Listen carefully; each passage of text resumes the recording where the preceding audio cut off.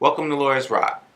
Today I have with me Isha Edwards of EPiC Measures, a brand consultancy firm. Isha helps entrepreneurs in the entertainment industry build and maintain their brands. And today she's going to give us some insight on both aspects. So let's rock.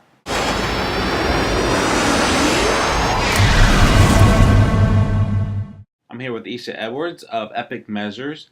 Now, I gave a quick overview of what Isha does, but let's hear from Isha. Isha, what do you do and what does your company do? We are a brand marketing consultancy firm that works with individuals and organizations to help move their mission forward as far as marketing is concerned. We work with people across 12 industries, primarily entertainment, nonprofit, and professional services. We also work with individuals based in the U.S., in South Africa, Europe, and the Caribbean. Okay, Isha, let's start off with something I read on your website. You promote something called the 4 P's of marketing and the 7 facets of business. Could you please explain to the audience what those are?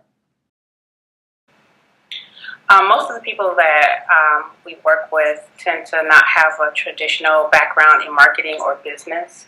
So the goal is to get on the same page with customers, clients, and associates to make sure that everybody understands what marketing is, what business is, before we launch a business plan or implement a marketing strategy, specifically a marketing campaign.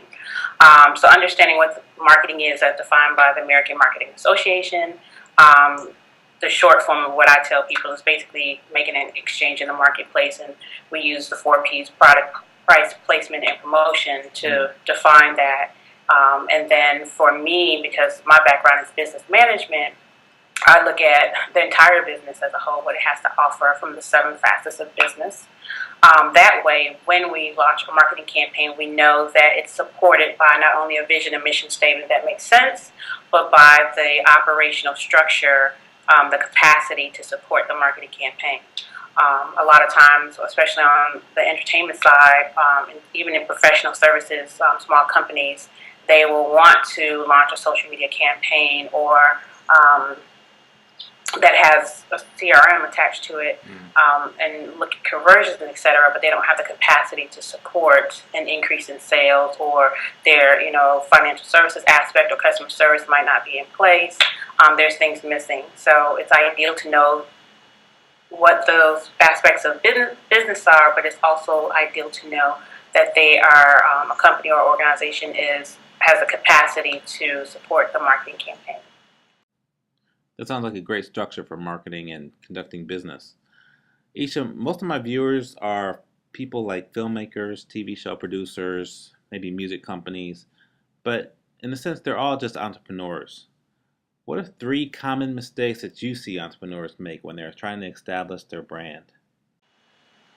Copying other people, copying established brands, failing to plan, and not researching their target audience, assuming that everybody has the same audience. I think audience cross overlap in some capacities or instances, but if somebody's already doing it, the whole point of marketing is differentiating yourself to make an exchange in the marketplace. So if you're like everybody else, like your competition, especially on the recording artist side, everyone wants to look the same. They have the same swagger. They use the same terminology. They have the same presentation, stage presence, etc. It's not different to the audience, which means they defer to what is out there, what is popular, and you're just like another person that looks like something that exists. So to be able to stand out, to be able to effectively market yourself, you have to differentiate, and that means don't copy what other people are doing.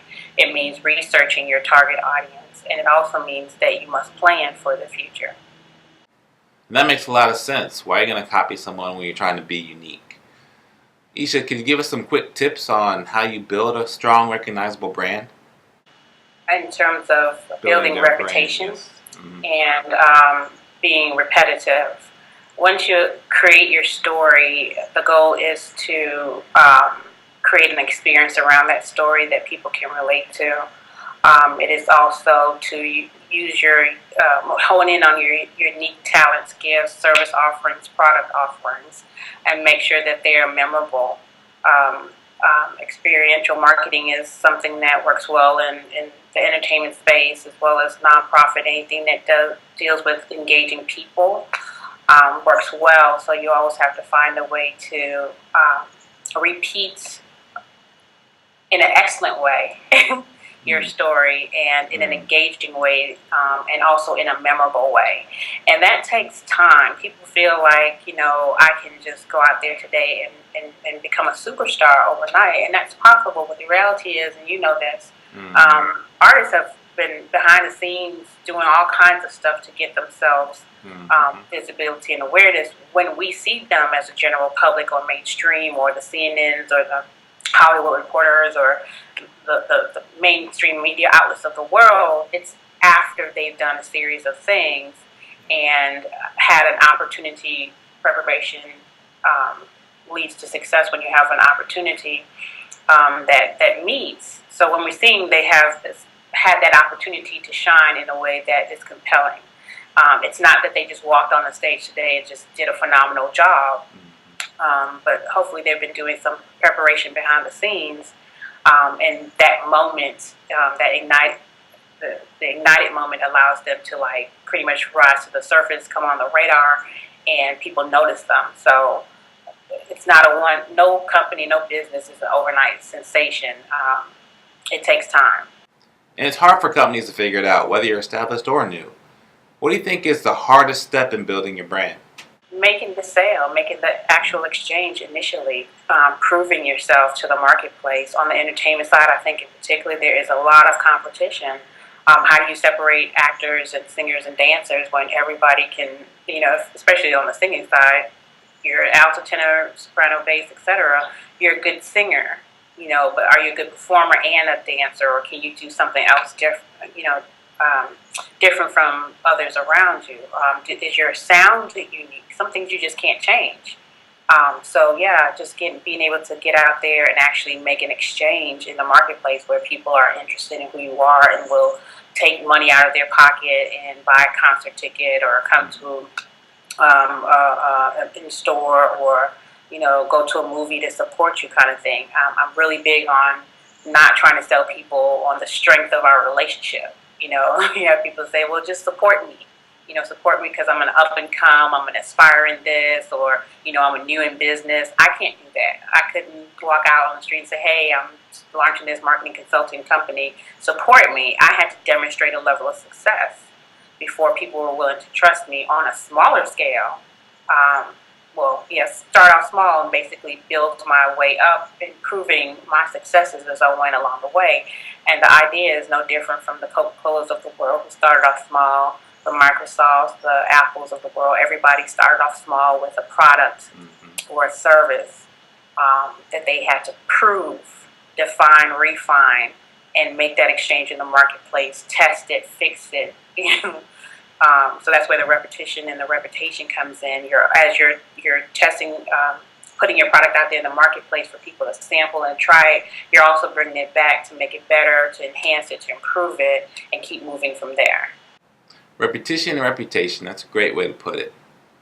Isha, another thing we like to do here at Laureus Rock, when we have successful entrepreneurs, we like to understand their path to success. So could you share with us how you started and how you got to where you are? I launched EPiC Measures in 2001, but it wasn't called that at the time.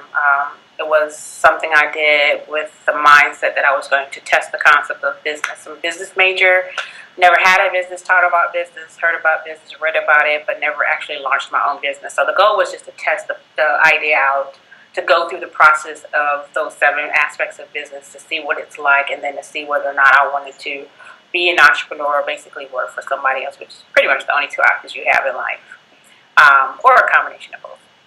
So same thing from what I was sharing earlier, I started off small. I started off doing smaller projects for individuals in particular. Most of it was on the communication side of marketing, editing, writing. Then I got to the media side of it, and eventually one thing led to another. I was able to prove myself and demonstrate a level of success. And what I was doing on the communication side, I added marketing to it, and then eventually branding. And now you have EPiC Measures. In 2005, became an LLC, and just basically started branching out outside of the U.S. and working with other organizations and individuals across the U.S., which was one of my personal goals, was to expand my reach outside of the U.S. Okay. So technically, I've been working entrepreneurship or in business since 2001, and then EPiC Measures formally became an entity in 2005. And what inspired you to start your business? At the time, I was teaching business to high school students, and one of my students challenged me the way I always challenge them. And he literally said, "Miss Edwards, since you know so much, why don't you start a business?" And so began my journey into what entrepreneurs like. I mean, the only since I am an advocate, even on the marketing side, to practice what you preach. It makes branding easy. It makes marketing truthful, and people like honesty. They respond to that. So part of my goal in launching the business, like I said, was to go through the process myself, but at the same time was also to be an example to those students. And I think a lot of people can relate to what you just said. Now, Isha, I'd like to give the entrepreneurs out there some lessons learned. So, would you mind sharing with us any obstacles or challenges that you faced along the way? And in spite of those obstacles, what kept you going? Yeah, there's a lot of days you wake up and be like, why am I doing this? It's just easy to go work for someone else because they take all the pressure of entrepreneurship off you, especially finance and accounting. For example, right now I'm going through this situation with taxes and having a CPA look over QuickBooks and having to learn some things myself to correct errors that were made and that kind of stuff. I don't like accounting. I'm a management major, but I had to take accounting in college, and I do accounting for as a result of having a marketing budget to manage and that kind of thing. So it's a natural course of what I do as a business, but there's certain aspects of it that you're not going to love, and usually it's something that's not your strength. The other part of it is disappointments, getting rejected often. I think actors probably have the thicker skins in any industry because they get knows a lot. Actors and probably those in fashion, models and such. Is somebody's always telling you no. What I have learned to do though is that when people tell me no, is to ask why. Is there something that I could have done better or different? And even though I don't win your business, then certainly I can help improve myself or position myself to win somebody else's business after that.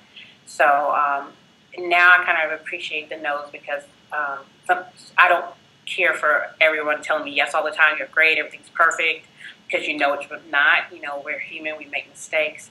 So you always want to find the people who tell you yes, but also have some no people in your corner to make sure they challenge your strategy, your vision, your mission, your product, your service.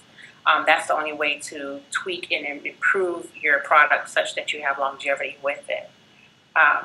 So outside of nailing a sale all the time, which doesn't happen, sometimes you nail a sale. I have a client now that I've worked with for 2 years before they actually signed off. Literally that was October of last year. So it took that long to, bring them across the finish line, and I still have work to do. So yeah, I landed the client, but now I'm actually having to work much harder to not only keep up with them, but to retain their interest in my product. Isha, if you think back over the years, what's the best business advice you've ever received? My best advice, soft plug to you, shout out, legal advice. Basically, pay now, pay later with regards to safeguarding your business from a legal aspect, making sure things are in writing and documented.